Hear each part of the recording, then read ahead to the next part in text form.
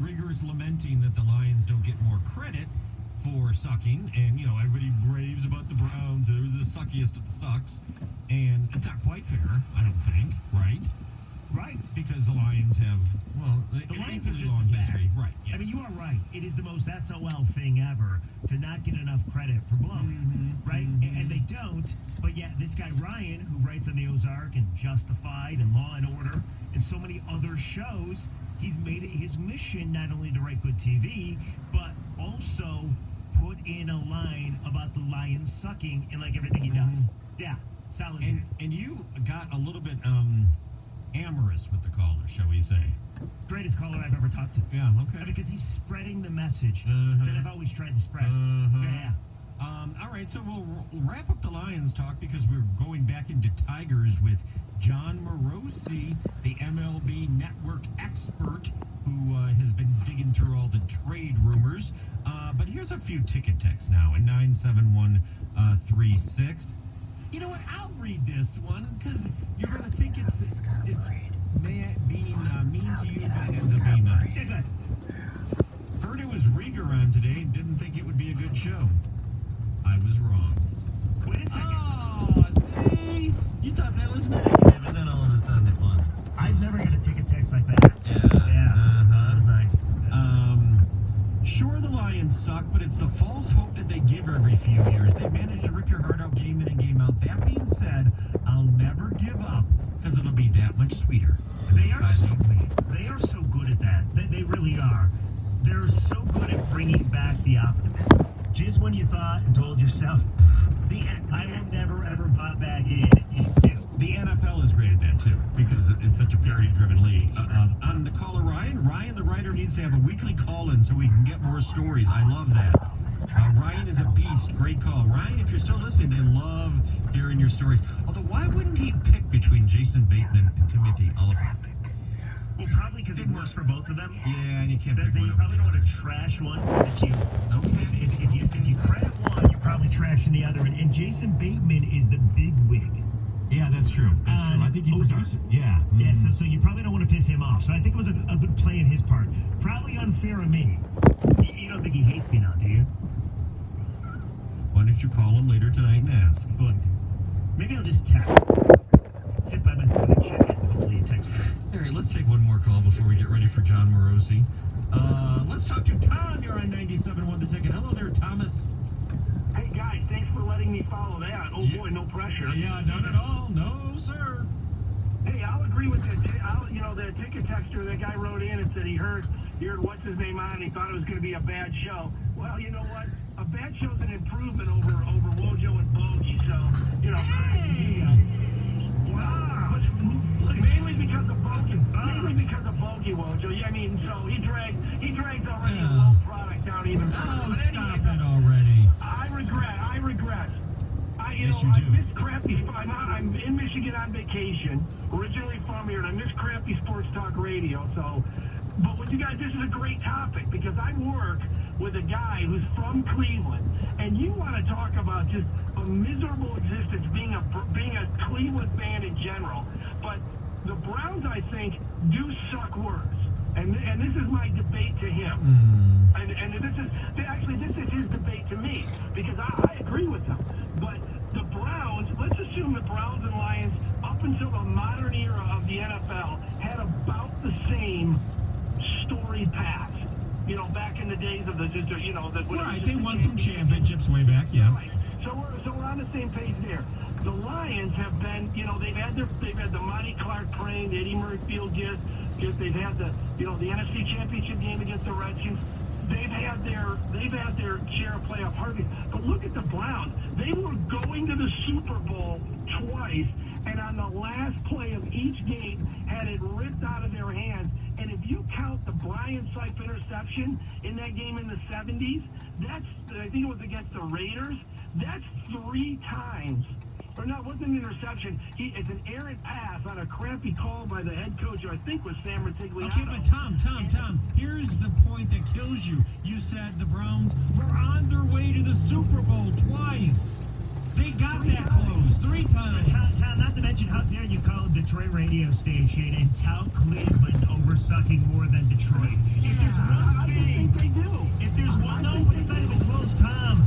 Detroit was the first team to go 0-16. Yeah, you copied it. You know what? It is right. Like, I understand that Cleveland lost their team by Art Modell in the middle of the night, but now they have Baker Mayfield. Now they are picked by everybody to go to the playoffs and beyond. You know, Tom, the Lions never get the credit that Cleveland does, even though they suck more than Cleveland. No, I don't think they suck more than Cleveland. I think the Lions suck just a little less than Cleveland does. Well, I'll say this, Tom. Disagree. I think Cleveland callers suck the most. Sorry, Tom. Well, he picked on us. I can pick on him, can I? I mean, if we can get credit for one thing, it's sucking, right? And at least give us our due for sucking. No, Tom, that was enjoyable. Hey, here's a couple of quick ticket texts for you. 97136. Could it just be Wojo? Could show Wojo in spite of Rieger. Well, see, why do you got to bring yourself down like that? I just boosted you up. I just read I didn't feel right up there, so I had to bring myself back to where I normally live. How about this one? The Lions don't suck as much as you two do. All right, stop it now. I was feeling good up until a minute ago. Oh, I see. And then Tom from Cleveland said we suck. So I got one Everybody more for you. sucks, apparently. This guy, Ryan, is my new hero. There he is. Yes, we know he is. All right, let's step aside and talk to somebody who knows even more about baseball than us two combined. It's John Morosi of the MLB Network, who's calling the tonight on YouTube, the Tigers-Angels game. He's next on 97.1 The Ticket. Now with Xfinity X-Fi, you have more than just fast and reliable Wi-Fi. You also have Wi-Fi that you can control. Maybe trying to gather the family together for dinner. You can pause the Wi-Fi right there, and that's just an example of the full control that you have with Xfinity X-Fi. Simple, easy, and awesome. Get started with Xfinity Internet and TV, just $40 a month for 12 months with a 1-year agreement. And you're going to get the speed coverage and control that you need with Xfinity X-Fi. So go to Xfinity.com, call 1-800-XFINITY, or stop by your local Xfinity store. Now, this does require EcoBill and AutoPay. Offer ends on September 30th, and some restrictions do apply. New basic TV and performance starter internet customers only. Equipment taxes and fees, including BTV fee extra, subject to change, and after the term, regular rates do apply. But that's 1-800-XFINITY, Xfinity.com, or just stop by your local Xfinity store to get all the information, all the details, and certainly get all your questions answered. That's 1-800-XFINITY, Xfinity.com, or your local Xfinity store. 97.1 The Ticket. Traffic. This report brought to you by the Carpet Guys. There's a vehicle fire M10 Launch Freeway northbound at Jefferson, blocking all lanes. Another accident is reported blocking the left lane on 94 eastbound before Schick Road. A disabled bus is reported on Big Beaver eastbound before Coolidge and Troy, blocking the right lane. And there's also an accident on Telegraph northbound at Square Lake Road. Need new carpet or flooring? Right now, Carpet Guys is offering $500 off vinyl and laminate flooring now through July 31st. The Carpet Guys make it easy to shop local and at a great price. Be wise. Call the Carpet Guys at 855-4MY-GUYS or visit the website at carpetguys.com. I'm Michelle Pena on the WWJ 24-hour traffic center. Summertime's great, but just because the temps are high doesn't mean your energy bill has to be. Take some simple, low-cost tips from DTE, like changing your air filter every 3 months to make sure your HVAC system isn't wasting energy, or install and properly set a programmable thermostat to save about $180 a year. You can keep the family cool and keep your energy bill low. For more tips, head to DTEEnergy.com/saveenergy. DTE. If you rent, you might not be able to change much about your home, but DTE can still help you save on your energy bill. We have tons of low and no-cost tips that are good for the environment and help you save money. For example, switching your 5 most frequently used lights to Energy Star bulbs could save you nearly $50 a year. So start saving today. Visit DTEEnergy.com/saveenergy. DTE. What does it mean to say we are professional grade? I think it means it's a step above the ordinary. And if that's what you're looking for, then go with the best. Go with Superior. More than any other dealership, Superior Buick GMC sells to customers that have never driven a Buick or GMC before. That's mainly because Superior is in Dearborn, where it's hard to find a GM employee. So every month, Superior offers an amazing Gator deal that requires no employee discount. Like right now, even without an employee discount, we've got a $199 Gator inventories around and drive it away today for only $199 a month with $14.95 down. And again, no employee discount required. Just $14.95 down and $199 a month. For details, visit Superior Buick GMC on Michigan Avenue, just east of Greenfield, or shop online. They deliver at superioronline.com. At Westin Hotels and Resorts, our entire reason for being is your well-being, which is why our wellness offerings are curated with one thing in mind: you. An Eat Well menu crafted with fresh ingredients, an on-demand fitness gear lending program that allows you to pack light and stay fit, and our heavenly bed that helps you conquer the day by giving you a restful night. All of it just for you, so you can rise. Explore at Westin.com, a member of Marriott Bonvoy. This hour of the Mike Valenti Show is brought to you by Capital Mortgage Funding. Call 1-800-LOW-RATE. Youth vaping is a serious problem. One issue, flavored vapor products that help adult smokers switch, but may also appeal to youth. To address it, Juul Labs stopped the sale of non-tobacco and non-menthol-based flavored Juul pods to over 90,000 traditional retail stores. Learn more about Juul Labs' efforts to combat youth vaping at juul.com/youth-prevention. Juul Labs, for adult smokers only. Paid for by Juul Labs. At CDW, we get when there's something going around the office. It's smart to work away from the office. Gesundheit. That's why you should have CDW orchestrate a mobility solution using the Lenovo ThinkPad 480 with Intel 8th generation core processor. It'll keep you productive everywhere, even out of the office. Anyone have hand sanitizer? IT orchestration by CDW. People who get it. Find out more at cdw.com/Lenovo client.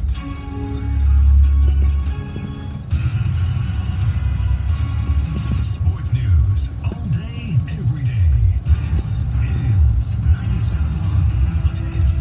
Tigers looking to get back on track tonight. They're opening up a 3-game series with the Angels in Anaheim. Jordan Zimmerman on the hill tonight against Jaime Barria. We'll have it for you right here on the Ticket, starting at 7:10. Make that 10:07. Rocket Mortgage Classic, by the way, though, is a new date next summer. Second annual event will take place from May 26th through the 31st. Today's a day off for the Lions and out of training camp. We'll hit the fields again tomorrow in Allen Park. I'm Ryan Woolley. More at 6 or at 97ontheticket.com. The way you can take 97.1 The Ticket with you is the radio.com app. Download it today and listen to us anytime, anywhere.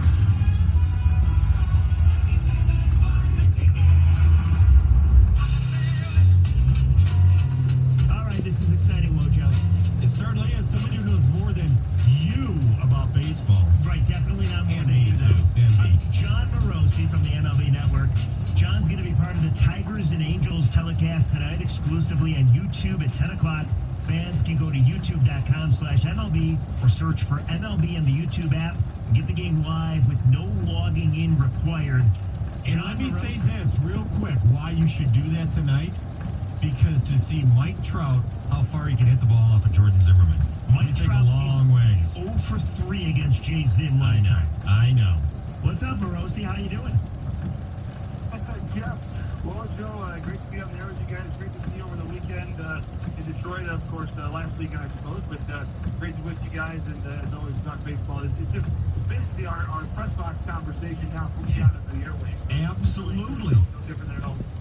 We're just not eating while we're talking this time.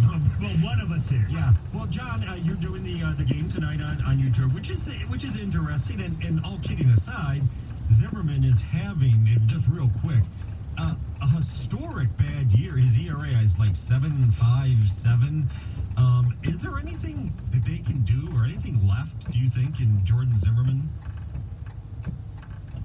Well, it's tough for Jordan because really, you think about, he came over and it was 15 the first, or the 16 rather, the first half of that season that he came over to Detroit, and he had about a good first half of that year, Yep. remember, and then he started getting hurt. It was the neck and the back, and he really has not been consistently healthy since then.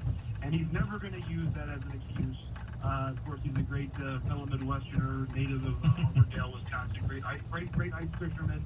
Tough, kind of like hockey playing mentality for Jordan, who's never going to admit it, but I think that he just has not been healthy almost the entire time he's been a Tiger. And I think you look around and where the Tigers are at, I think we realize that the good pitch the Tigers have to come isn't quite ready yet in the upper minors. And I think that he's here, and he's going to keep taking the ball to fifth day as long as they'll have him do it. But I realize I think it's a tough thing for him to do physically. Obviously, he's a proud guy. This guy's been an elite all-star level pitcher for a long time in this league. So, but he's a proud guy. He's going to keep taking the ball. It's just difficult, I'm sure, for those that have watched him pitch. I mean, I remember I covered a playoff game he pitched in 2014 that was incredible. He almost shut out the Giants in Game 1 of the playoff series. It was remarkable. I mean, he has been a great pitcher in the league for a long time. But I think the neck issue, whether it's an acute problem right now, I think it affects him in a pretty profound way. And I think it's something that unfortunately is going to be with the probably for the rest of his career and probably is affecting what you're seeing right now in the field. Hey, John, Wojo and I have been yelling at each other for, well, pretty much all day. Really going back to last week, actually. Which is different than usual, right? Right, well, actually, you're probably right. Nothing's different. Yeah, that's a good point by you. Great point by you. But if Matthew Boyd is not traded before the trade deadline, 4 o'clock on Wednesday, do you think that's a black eye for Al Avila? Or do you think that just means the market was that bad and he could not get what he wanted and he still has 3 years of control, so they brought him back? Well, I think that, Jeff, that it's never, to me, when you've got that amount of control on a pitcher, it's not a desperate situation right now for the Tigers. I think there is value, of course. You could look to trade him again in the offseason if you wanted to, or even next year's trade deadline.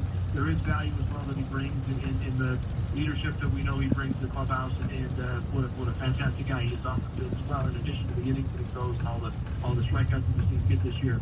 So there's not, I don't think, a lot of urgency to trade him right now, and nor should there be. I think that the Tigers, from everything I hear from executives around the league, they're setting a very high price tag on him, and they should.